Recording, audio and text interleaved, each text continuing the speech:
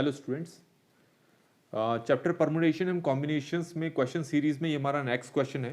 The total number of factors excluding one of 2160 is. इसका मतलब क्या है? मतलब ये है कि 2160 के जितने भी फैक्टर्स बन सकते हैं वो तो सारे के सारे फैक्टर्स हमें बताने हैं। ठीक है, क्वेश्चन बहुत इजी है और फॉर्मूला कौन सा यूज होगा वो भी बताऊंगा। पिछले क्वेश्चन में मैंने एक फॉर्मूला आपको बताया था, वो फॉर्मूला यहां पर यूज होगा। पहले इसको समझ लेते हैं कि आपके पास 2160 जो है इसके सारे के सारे फैक्टर्स बनाने हैं। तो सबसे पहले हम इनके प्राइम फैक्टर्स निकाल लेते हैं। 2 8 16 0, 2 5 10 4 0, 2 2 4 2 7 14 0, 2 2 35,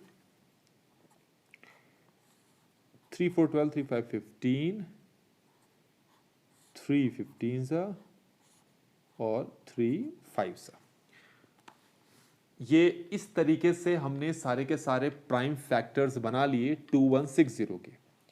2160 के हमने सारे प्राइम फैक्टर्स बना लिए। कौन कौन से बनाए जरा यहां देखिए, 1 2 3 4, तो ये 2 की पावर 4, 1 2 3, 3 की पावर 3 और 5 1। अब हमें यहां पर 2160 के सारे फैक्टर्स पता चल गए। अब इन फैक्टर्स में जो 2 हैं वो टोटल 4 हैं और आइडेंटिकल है, एक जैसे। 3 यहां पर टोटल 3 है, आइडेंटिकल है, और 5 आपका एक ही है।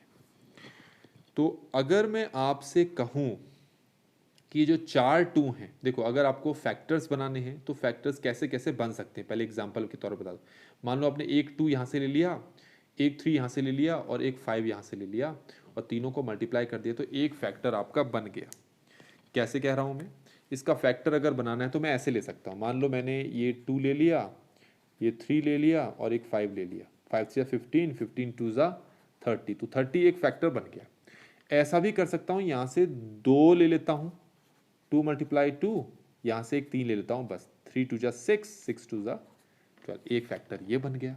इस तरीके से अपने हिसाब से अलग अलग नंबर्स को चूज करके आप अलग अलग फैक्टर्स बना सकते हो। हाँ, पर इसमें एक चीज ध्यान रखना, इसमें से आप मैक्सिमम 2 को जो है 4 ही ले पाओगे। यहाँ से मैक्सिमम जो 3 है वो 3 हो सकते हैं, यहाँ से 5 सिर्फ एक ही ले सकते हो। ऐसा नहीं है कि कहीं आप 5 गुणा 5 लेकर रहे हो, गलत है। 5 मल्टीप्लाई 5 गलत है आपका। ठीक हो गया। अच्छा, ऐसा भी कर सकते हो कि यहां से आप एक भी नहीं ले रहे हो, यहां से 0 ले रहे हो। ध्यान रखना, यहाँ ध्यान रखना, ये बहुत इंपॉर्टेंट है। यहां से 0 ले रहे हो, यहां से भी 0 ले रहे हो, पर यहां से एक ले रहे हो, मतलब एक 5 ले रहे हो। या फिर यहां से 0 ले रहे हो, यहां से 0 0 लेने का मतलब 0 मत लिख देना। यहां से कुछ नहीं ले रहे हो, मतलब यहां से सिर्फ 3 ले रहे हो और यहां से एक 5 ले रहे हो। ठीक हो गया। तो अब इसको ऐसे समझो, इसमें कितने 2 हैं? 4 2 हैं। चलो मैं इसको समझाता हूं। डायरेक्ट फॉर्मूला भी है मेरे पास, लेकिन मैं फॉर्मूला बताने से पहले आपको चीज समझा दूं। अच्छा, अभी मैंने आपको बताया ऐसा भी हो सकता है यहां से आप कोई नहीं ले रहे हो, ऐसा भी हो सकता है ना। ये भी हो सकता है कि यहां से भी कोई नहीं ले रहे हो पर इसको ले रहे हो, ऐसा भी हो सकता है ना। तो कैसे करोगे आप? तो आपके पास 4 2 हैं, फॉर्मूला भी है डायरेक्ट, उसके बारे में बात करेंगे। अब अगर मान लो इन 4 2 में आपसे कहूं कि कोई एक 2 सेलेक्ट करो, चलो मतलब एक भी 2 सेलेक्ट नहीं करो, तो तुम बोलोगे एक तरीके से हम ऐसा कर सकते हैं कि एक भी 2 सेलेक्ट ना करें। ठीक हो क्या? प्लस इन 4 2 में से एक ही 2 सेलेक्ट करो, क्योंकि चारों के चारों एक जैसे हैं और अगर एक 2 सेलेक्ट करना है तो वो एक ही तरीके से कर पाओगे आप। हमारे पास ये 4 2 हैं, इन 4 2 में एट ए टाइम अगर मैं कहूं कोई कोई 2 2 सेलेक्ट करो तो कितने तरीके से कर पाओगे? क्योंकि सारे के सारे आइडेंटिकल हैं, तो 2 2 अगर सेलेक्ट करने के लिए कहा जाए वो भी एक ही तरीके से करोगे। इन 4 2 में से 3 2 सेलेक्ट करो। मान लो तुमने इसको सेलेक्ट कर लिया, दूसरी बार आपने इसको सेलेक्ट किया, तीसरी बार आपने इसको सेलेक्ट किया, तो क्या तरीके बदल जाएंगे? नहीं बदलेंगे ना, एक ही तरीका रहेगा, तो वो एक तरीका रहेगा। ऐसे ही अगर इन चारों के चारों 2 को आपको सेलेक्ट करना है एट ए टाइम, तो कितने तरीके से कर पाओगे? एक तरीके से। मैं इन सबको जोड़ देता हूं तो ये कितना आ गया? 4। बातें समझ में आ गई है ना? तो ये 4 + 1 आया है, मतलब कम से कम 0 और मोर देन 0 टूज को सेलेक्ट करने का तरीका ये है। यहां पर कितने 3 हैं? 3 है ना। 0 या 0 से ज्यादा 3 को मतलब 0 या 0 से ज्यादा 3 को सेलेक्ट करने का तरीका क्या होगा? 1 + 3।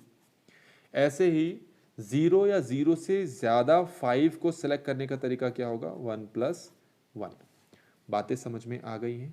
तो 4 + 1 हो गया आपके पास 5, 3 + 1 हो गया आपके पास 4, 1 + 1 हो गया आपके पास 2।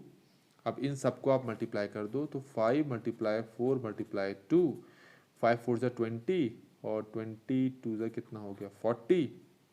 तो हमारे पास जो टोटल नंबर ऑफ वेज आ गए वो आ गए 40। क्वेश्चन के अकॉर्डिंग हमारे पास आंसर कितना आना चाहिए?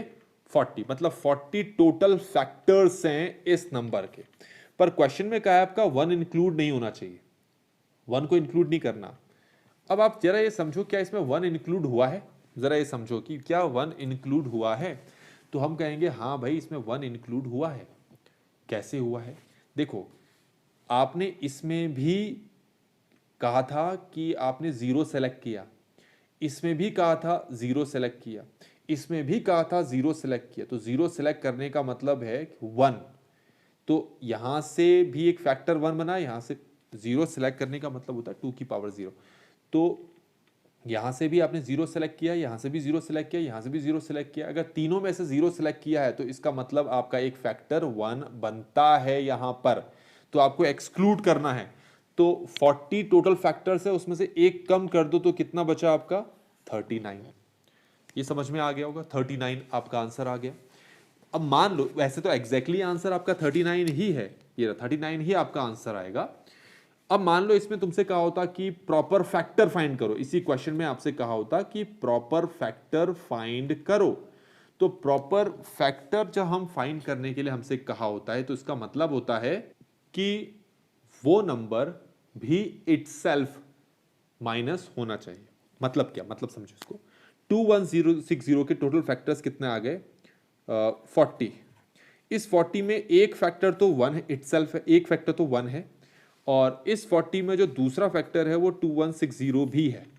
इसका मतलब है जो 38 फैक्टर्स हैं वो अदर देन 1 एंड 2160 है। तो अगर क्वेश्चन में आपसे कहा जाए find the proper factor of 2180, तो आपको क्या करना है? टोटल फैक्टर 40 निकल जाएंगे, उसमें से ये वाला फैक्टर जो है वो हट जाना चाहिए, मतलब ये तो एक ही हुआ ना फैक्टर। तो 40 - 1 कितना हो गया? 39। तो हमारे पास आंसर कितना आता? 39।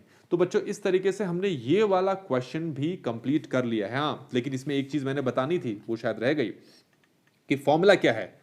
तो आप ये चीज याद रखें, हमारा फॉर्मूला जो है वो ये है P+1 Q+1 R+1 2n-1, ये हमारा फॉर्मूला होता है।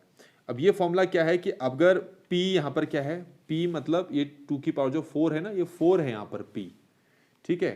Q क्या है? ये 3 की पावर जो 3 है ना, ये 3, इसको Q बोलेंगे, इस 1 को हम R बोलेंगे। समझ में आ गया? तो इस तरीके से ये वो जो फॉर्मूला है वही यहां पर यूज हुआ है। पर डायरेक्टली फॉर्मूला करने से पहले आपको चीजें ढंग से समझ में आनी चाहिए, तभी आपको ये क्वेश्चन करने में मजा भी आएगा, समझ में भी आएगा, और कि फॉर्मूला क्यों अप्लाई कर रहे हैं वो भी आपको तभी पता चलेगा। तो वीडियो यहीं पर समाप्त होती है, ये क्वेश्चन यहीं पर कंप्लीट हो जाता है। तो बच्चों अगर आपको वीडियो अच्छी लगी हो तो लाइक करें, कुछ सोल्यूशन में कहीं कोई प्रॉब्लम आ रही तो कमेंट सेक्शन में जरूर बताएं, और चैनल को सब्सक्राइब नहीं किया तो चैनल को सब्सक्राइब भी जरूर करें। Thank you so much.